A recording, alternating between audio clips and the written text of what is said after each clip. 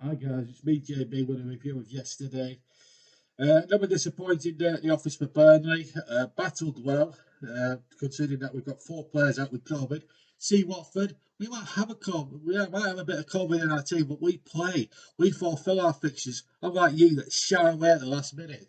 Anyway, we battled well against Manchester United. It wasn't a comfortable victory like most people are making it out to be for Man United.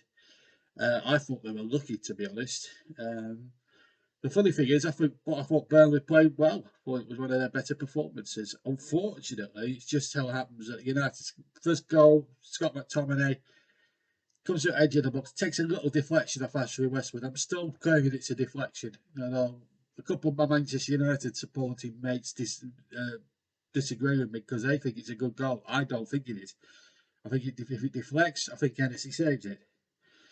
But we were missing yesterday Pope, Cornet, who hasn't made it for injury, Barnes, Rodriguez, and Brownhill. So we're missing 4 key players. Pope, especially, who's been beyond brilliant this season, goal for the Clarets. So the first goal, slight deflection of Ashley Westwood, disappointing, and then Lawton and McNeil, who for the first 20 odd minutes were nowhere. They get themselves into a bit of a stupid tangle. Sancho has a 3-runner goal, and then Bentley, for whatever reason, sticks out a foot when he should be bloody out there trying to block the thing. Ball goes in the back, comes off his foot and into the back of the net. Why is he not coming to block it with his body?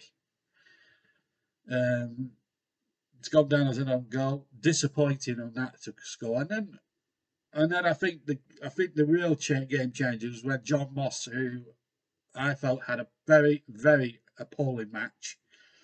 Yes, here I am. Yes, another defeat, but I'm blaming the referee.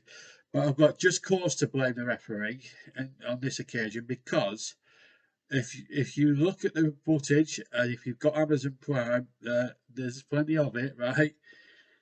Harry Maguire, Ronnie's breaking into the penalty box. There's no doubt about it. He goes, I mean, how many fistfuls of shirts does Maguire have to tug on for the referee or VAR to get involved? It's absolutely disgraceful. I don't know who VAR was last night, but whoever it was an absolute disgrace. And I feel that, again, the referee, the officials just don't want to give us anything in terms of a clear-cut penalty decision. That was a clear-cut penalty, and we didn't get it. It was an absolute disgrace.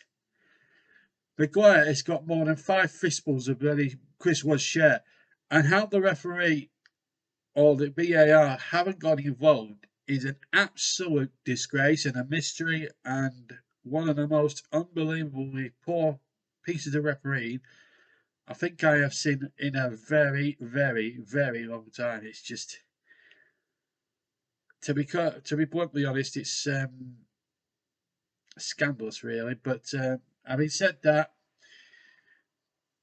and then the third goal looks a smidgen offside. Ronaldo getting away with it again. McTominay has a shot, brilliant save up to the right hand post by Hennessy. Great save, deserved better than what he got. And I thought Ronaldo was a smidgen offside. I'm going to be honest, but yeah, Ronaldo, Manchester United, Old Trafford.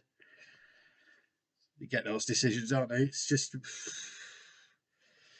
a lot of people say, "Oh, Ronaldo was offside." Absolute rubbish. I mean, he was about an arm offside. If it had been Chris Wood, he'd have been flagged offside straight away. Because it's Ronaldo, we'll give it benefit of the doubt. Otherwise he'll start crying like a 12-year-old spoilt child. And that one was that goal should not have counted as far as I'm concerned. So there you go. My feelings. United won't give a damn, but I do. Didn't think that goal should have stood, but never mind. In fairness, we battled back really well. Leonard scored. Aaron Leonard, who I thought was the man of the match, he was better than McTominay in every department. I'm not having Scott McTominay's man of the match. He scored a lucky goal. He hit a few shots, but that was about it. He wasn't that bloody brilliant. I don't know what planet Alan McCoy was on in commentary last night, but it certainly wasn't planet Earth in choosing a man of the match. There was only one winner for me, and that was Aaron Lennon. He was a guy that went out there to win, to try and win a game of football, and or to try and get Burnley something. And, you know, he had a couple of good opportunities. Wood had a header that went over. So we were making chances. That was the funny thing. We were 3-0 down, but yet we were playing really well when we were attacking. We just didn't take the chances again. But then it goes through, beats a couple of United defenders, absolutely, for 34, that pace was incredible. And then his finish past the hair was into the left corner was something very, very special indeed. For me, that was the goal of the game. The 3 United goals were absolute regals, right? Lennon's wasn't a regals. That was a truly world-class goal. Got to be said. Second half, we had 3 or 4 good opportunities. We kept United quiet. Hennessy made a save for Cavani. Well, Cavani was trapped offside anyway, but Hennessy makes this blindingly good save where Cavani hits the shot and it just it hits him in the face. It was just unbelievable. Some good performance. You know, Peters had a chance at the end. Vidra had a chance, snatched in it. Just wasn't meant to be, but I feel that a couple of referee decisions went against us again, not for the first time this season. Poor decision making from Lawton and McNeil getting in each other's way on the second goal. Ben Mee should have done better on that one. Should have used his body to block it, not his foot. You know, it was. But I thought the second half we gave it a really good goal. It's just a shame that we had to lose early goals to get us into life. That's the only disappointment. I actually think we played okay in the game itself.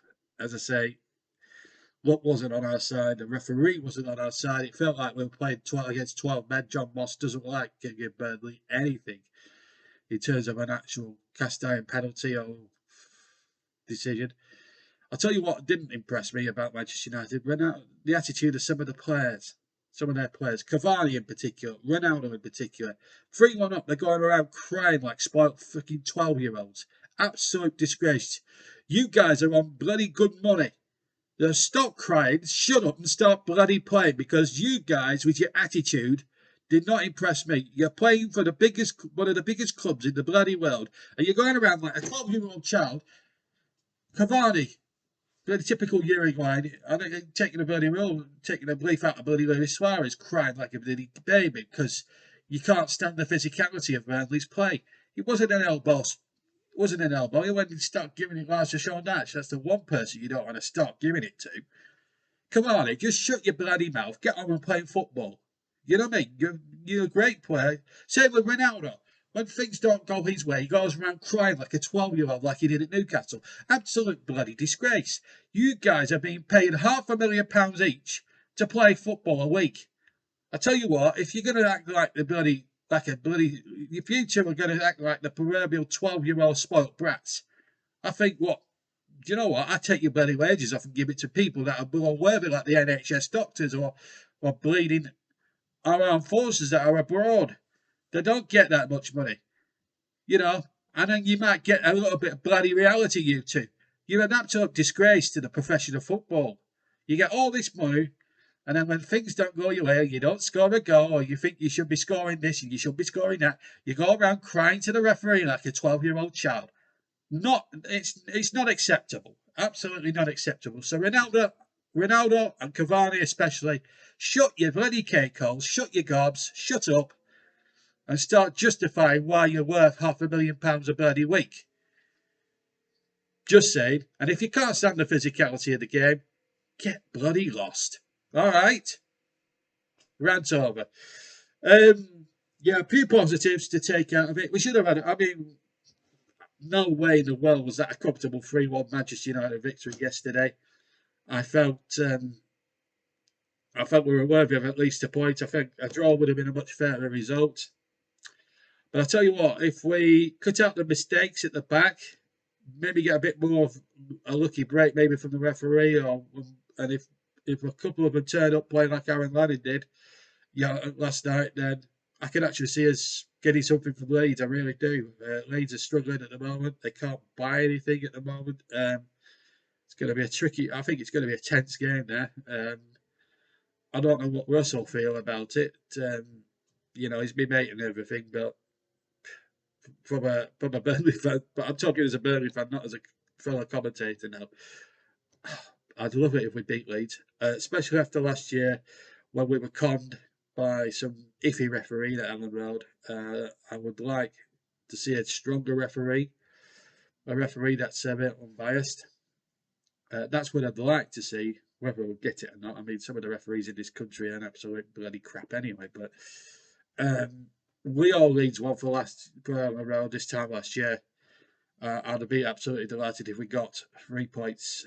And again, that's no disrespect to Russ Vernon or Leeds, but we were conned out of 3 points last year at Ellen Road. I'd like 3 points this year to get a bit of revenge and put some closure on what was a very appalling refereeing display from Robert Jones. So that's my opinion anyway. Right, that's it from me. Thank you very much for watching. Don't forget to leave a like, stay subscribed to the channel, and I'll see you in 2022 when I'll be, because I won't be doing any commentaries now until 2022. So you'll hear from me in the com box in 2022. Don't forget, I'll be on Trevor's channel tomorrow evening when we do that long-awaited Euro '96 final between England and Scotland. So don't forget to go on Trevor's channel tomorrow night and watch that. I'll hopefully be there for the premiere. Hope you will do too on Trevor's channel. Don't forget to give his channel a like. And well done, Trevor, on your 900 subscribers. It's a terrific achievement. Hopefully I can get to that myself. So keep subscribing, keep telling your friends, keep telling your family. JB Sports is going to be bigger and better than ever for 2022. So don't forget, we've got some big things planned, which I'll tell you about during the year itself. Anyway, take care. Have a fantastic New Year's Eve. Have a good New Year tomorrow. Happy New Year. Take care, and I'll see you soon. Take care. See you next year. Bye-bye.